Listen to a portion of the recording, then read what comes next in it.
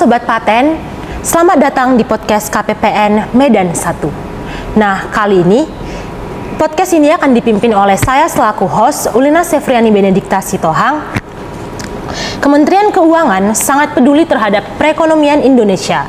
Adapun salah satu wujud kepedulian Kementerian Keuangan yaitu melalui program UMI, program Ultramikro. Nah, untuk sekedar info, di KPPN Medan 1 terdapat 3 penyalur UMI. Yang pertama PT Pegadaian, kedua PT PNM, dan yang ketiga PT Koperasi Mitra Duafa atau yang lebih dikenal dengan Komida. Kali ini kita kedatangan narasumber yang sangat luar biasa, yaitu manajer dari Koperasi Mitra Duafa cabang Hamparan Perak. Mari kita sambut Bang Rizky. Selamat sore Bang Rizky. Ya, selamat sore kembali Kak Ulin ya. Jadi sebelumnya kalau kata pepatah ya, kalau tak kenal maka tak sayang kan gitu. Jadi hari ini kita kenalan dulu, biar tahu dulu kan gitu. Dari mana saya, siapa nama saya kan gitu ya. Jadi sebelumnya ya, bismillahirrahmanirrahim. Assalamualaikum warahmatullahi wabarakatuh. Ya, salam sejahtera bagi kita semua. Salam, ya, Om Swastiatu, salam namo budaya, salam kebajikan. Ya, alhamdulillahirobbilalamin, puji serta syukur karena Allah Subhanahu wa taala yang mana hari ini kita masih diberi kesehatan ya, kesempatan sehingga hari ini saya sendiri dapat menghadiri ya undangan yang diberi oleh KPPN 1 wilayah Medan Sumatera Utara. Jadi sebelumnya perkenalkan, nama saya Muhammad Rizky Muda, tempat tinggal saya itu di Aceh ya. Alhamdulillah saya selaku penanggung jawab ya di Koperasi Mitra Duafa cabang Hamparan Perak ya. Jadi kalau bahasa formalnya itu BM, Bridge Manager kan gitu. Jadi kalau bahasa yang biar lebih dimengerti itu adalah penanggung jawab. Oke. Kemungkinan nih Bang, dari seluruh Sobat Paten ini ada yang belum tahu di mana letak tepatnya Hamparan Perak itu. Hamparan Perak itu di mana sih Bang? Oke, kalau Hamparan Perak itu ya, itu pinggiran Medan ya. Pinggiran? Iya, pinggiran Medan. Jadi Hamparan Perak itu maksudnya kabupatennya wilayah Deli Serdang. Seperti itu gitu. Kalau boleh tahu nih Bang, kenapa Koperasi Mitra Duafa ini nggak diposisikan di Medan gitu, di tengah-tengah kota? Kenapa harus di pinggiran gitu? Oke, karena Komida itu Grameen Bank. Nah, jadi Grameen Bank itu bank perdesaan. Jadi kita pinggiran kota. Kenapa seperti itu? Karena ya orang-orang pedesaan ya itu yang susah mengakses untuk pembiayaan, peminjaman ke bank. Jadi Koperasi Mitra Duafa itulah jadinya itu di pinggiran kota. Seperti itu. Berarti sejalan dengan program UMI ya Bang, untuk target UMI itu kan untuk menolong masyarakat yang kurang mampu, apalagi yang belum bisa untuk mendapatkan bantuan ataupun pinjaman dari bank, gitu Bang? Iya, jelas. Jadi Koperasi Mitra Duafa itu yang disalurkan oleh peminjaman dari UMI, sehingga kita yang menyalurkan kepada anggota ya yang mengakses ke bank itu susah. Jadi Komida lah yang menyalurkan kepada ya anggota-anggota yang ada di pedesaan ataupun di pinggiran kota. Jadi sehingga dia bisa membantu tentang perekonomiannya, seperti itu. Kalau boleh tahu nih Bang, ada berapa sih jumlah ataupun personil yang bekerja di Komida di Hamparan Perak Bang? Oke, kalau untuk karyawan sendiri ya di cabang saya khususnya Hamparan Perak itu ada 10 karyawan, seperti itu. Oke. Jumlah anggota koperasi di Komida itu berapa Bang? Oke, kalau jumlah koperasi di Koperasi Mitra Duafa terkhususnya dulu untuk cabang Hamparan Perak itu ada 2000-an anggota. Tetapi secara nasional seluruh Indonesia ada 820 ribuan. Dan yang pernah meminjam ke Komida itu ada 2 jutaan jiwa ibu-ibu selama 16 tahun beroperasi sampai dengan sekarang, seperti itu. Tadi Abang bilang ada 2 jutaan jiwa ibu-ibu. Apakah selain ibu-ibu nggak ada gitu Bang? Bapak-bapak nggak ada minjam gitu? Oke, jadi kalau Komida ini ya itu terkhususnya ibu-ibu. Kenapakah ibu-ibu? Kenapa nggak bapak-bapak? Kan seperti itu ya. Jadi banyak itu yang menanyakan yang seperti itu. Karena Koperasi Mitra Duafa itu ya makanya melayani ibu-ibu karena kenapa? Yang mengatur keuangan ataupun pola makan di rumah tangga adalah ibu-ibu. Contohnya aja ya, ibu-ibu dapat makanan itu yang dikasihnya dulu pasti anak sama suaminya gitu. Jadi dia lebih penting keluarganya. Jadi ibu-ibu itu loh intensnya itu kepada keluarga. Makanya yang kita salurkan adalah ke ibu-ibu, seperti itu. Oke. Nah, tadi kan udah banyak yang minjam di Koperasi Mitra Duafa ini, Bang. Nah, apakah itu seluruhnya ke debitur UMI atau gimana, Bang? Oke, kalau sampai dengan sekarang alhamdulillah itu debitur UMI yang kita salurkan seperti itu. Ada lebih kurang, kalau yang paling banyaknya itu ya debitur UMI di khususnya cabang Hamparan Perak itu di wilayah Rengas Pulau. Rengas Pulau itu masuknya Medan Helvetia, tetapi kotanya itu masuk ke kota Medan. Jadi Rengas Pulau dan terus desa Kota Bangun gitu. Jadi banyak debitur kita yang dari sana. Oke nih Bang, terkait dengan penyaluran UMI itu sendiri. Nah, apakah untuk mendapatkan UMI harus menjadi anggota terlebih dahulu atau ada syarat khusus tertentu nih Bang? Oke, kalau seperti itu harus. Jadi syaratnya itu wajib menjadi anggota mendapatkan pembiayaan dari Komida gitu. Kenapa harus menjadi anggota? Karena kita koperasi simpan pinjam itu berbadan hukum koperasi, sehingga yang kita layanin itu cukup anggota, bukan nasabah. Seperti itu. Gitu. Nah, ini kan ada syarat-syarat tertentu pastikan Bang. Yang pertama itu harus menjadi anggota dari Komida dulu, baru bisa mendapatkan program UMI. Nah, apakah ada syarat lain misalnya kayak usahanya harus usaha yang serabutan atau usahanya harus usaha tetap atau gimana Bang? Oke, kalau untuk usaha itu tidak jadi patokan gitu. Karena kenapa gitu? Karena Komida itu membantu perekonomian. Jadi kita nggak harus anggota nih usahanya harus serabutan, contohnya entah jual kerupuk aja kan gitu, entah jual kacang aja, enggak. Jadi kita mengasih pembiayaan itu tergantung anggota untuk usaha apa gitu, entah memang dia jualan beras, jualan telur ya, ataupun jualan ikan di pasar ya, bahasa ininya pajak kan gitu ya. Pajak, bahasa Medannya iya, pajak gitu. Bahasa Medan tuh pajak gitu. Jadi banyak macam usaha anggota seperti itu. Tapi ada juga tuh anggota kita yang jualannya Kentucky ya. Jadi Kentucky yang di pinggir-pinggiran itu yang harga 5.000 6.000 kan gitu. Ayam goreng lah ya Bang. Iya, ayam goreng. Kalau Kentucky kan punyanya orang luar. KFC kan gitu. Iya. Seperti itu. Berarti ini Bang mau tahu juga seksi-seksi, bukan seksi juga sih, maksudnya kayak jenis-jenis usaha yang pada umumnya mendapatkan program UMI itu jenis usaha apa begitu Bang? Oke, kalau untuk jenis usaha ya sekarang ya itu banyak anggota yang warungan.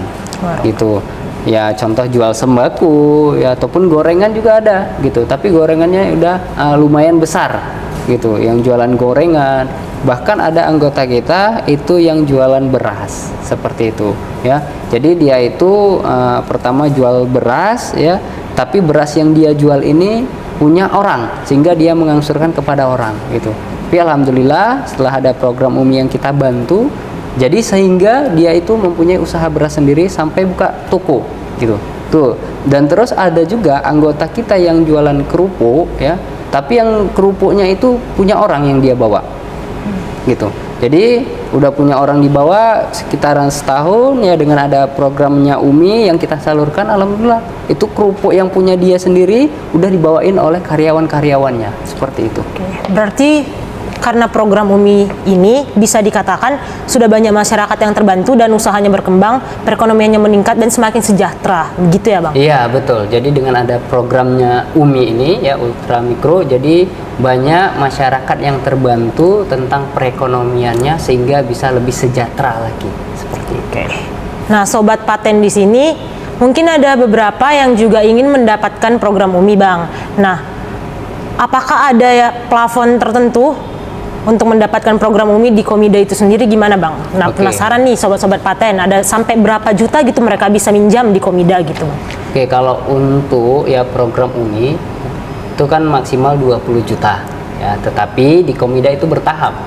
Jadi bertahapnya itu tunggu sampai bergabung 4 ataupun sampai 5 tahun itu baru bisa mendapatkan plafon maksimal sampai dengan 20 juta gitu. Jadi kalau sekarang karena terkhususnya cabang Hamparan Perak itu dibukanya di tahun 2019 ya, jadi itu belum ada yang maksimal sampai dengan 20 juta gitu. Tetapi kalau untuk 9 juta ataupun 10 juta itu sudah ada yang akses gitu. Kalau boleh tahu nih Bang, itu yang 9 juta, 10 juta, pokoknya yang di bawah 20 juta itu. Nah kalau misalnya kita udah selesai, bukan udah selesai, kita kreditnya nggak macet, terus mau menambahkan pinjaman itu boleh nggak Bang? Jelas boleh. Oh boleh. Gitu. Jadi setiap udah mau kreditnya sudah mau lunas, sehingga dia ingin menambah modal lagi, ya. Jadi sehingga kita bantu yang lebih besar. Kalau memang usahanya betul-betul untuk usaha yang lebih besar seperti itu. Jadi kita juga ya di Komida itu membimbing anggota gitu. Jadi bukan hanya peminjaman aja anggota itu tahu gitu. Jadi kita juga membantu anggota sehingga tidak terlilit hutang gitu. Jadi dengan adanya pembiayaan UMI ini ya alhamdulillah gitu, banyak anggota yang dari contohnya bank-bank, kalau dibilang tuh bank harian, itu dengan ada programnya UMI yang sudah kita salurkan, jadi sehingga orang tuh udah nggak pinjam lagi ke bank harian gitu. Bank harian itu apa ya Bang? Bank harian tuh kalau dibilang rentenir.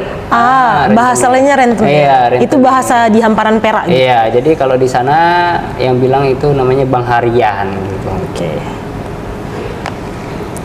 Nah, terkait yang peminjaman lagi nih Bang. Nah, itu apakah harus berkelompok atau boleh individu gitu Bang? Oke, kalau peminjaman itu wajib berkelompok.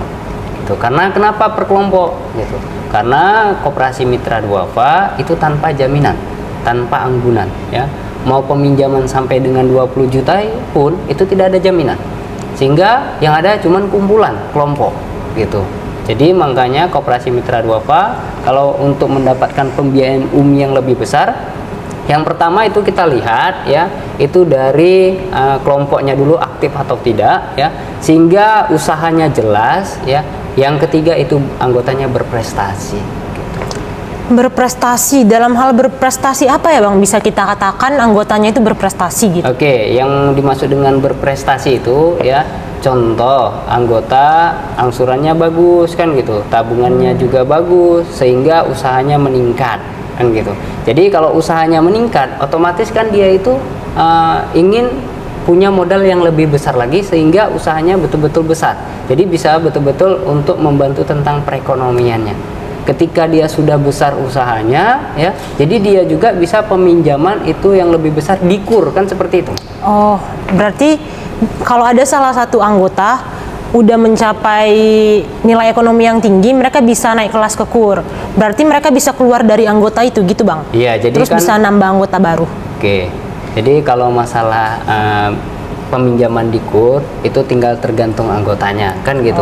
Jadi kalau memang dia lebih besar lagi peminjaman, ya itu pastinya larinya kan ke KUR. Jadi kalau dia sudah bisa berdiri di ekonominya di kakinya sendiri dari Komida, dia ingin lebih besar lagi dan berarti dia akan keluar dari anggota Komida. Berarti dia peminjamannya ke KUR seperti itu. Berarti harus sama-sama keluar, satu kelompok itu keluar dari Komida minjam ke KUR gitu Bang? Oke, enggak. Kalau seperti itu contoh satu anggotanya aja. Dari satu kelompok kan kita nih kelompok nih. Dalam satu kelompok paling 10 orang. Nah, berarti satu kelompok 5 orang. Dua kelompok berarti kan 10 orang. Jadi itu nanti contohnya satu ada yang usahanya lebih besar kan gitu. Jadi dia tidak ingin lagi peminjaman di Komida karena kenapa? Di KUR mungkin peminjamannya lebih besar dan bunganya itu sedikit agak rendah kan gitu.